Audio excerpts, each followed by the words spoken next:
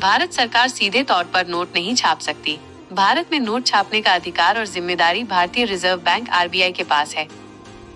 हालांकि कुछ अपवाद और नियम हैं जो इस प्रक्रिया को नियंत्रित करते हैं। 1 रुपया का नोट।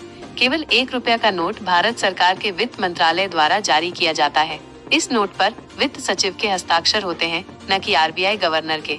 अन्य सभी नोट, 2 रुपए और उससे ऊपर के सभी नोट आरबीआई द्वारा जारी किए जाते हैं। इन पर आरबीआई गवर्नर के हस्ताक्षर होते हैं। नोट छापने की संख्या कैसे तय होती है?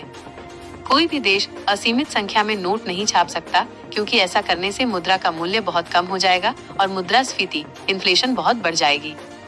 भारत में नोट छापने की संख्या तय करने के लिए न्यूनतम आरक्षित प्रणाली मिनिमम रिजर्व सिस्टम का पालन किया जाता है, जो 1956 से लागू है।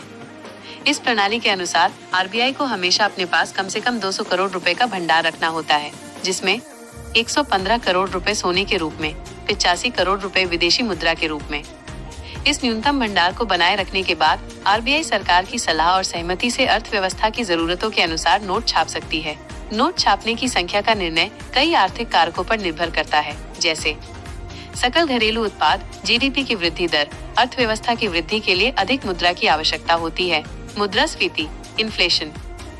मुद्रास्फीति को नियंत्रित करने के लिए नोटों की आपूर्ति को सीमित रखना जरूरी है। पुराने और फटे नोटों को बदलना। चलन से बाहर हुए नोटों को बदलने के लिए नए नोट छापे जाते हैं।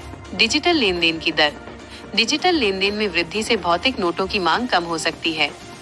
संक्षेप में, भारत सरकार सीधे नोट नहीं छाप सकती, लेकिन वो आरबीआई के साथ मिलकर अर्थव्यवस्था की जरूरतों के आधार पर नोटों की छपाई की योजना बनाती है।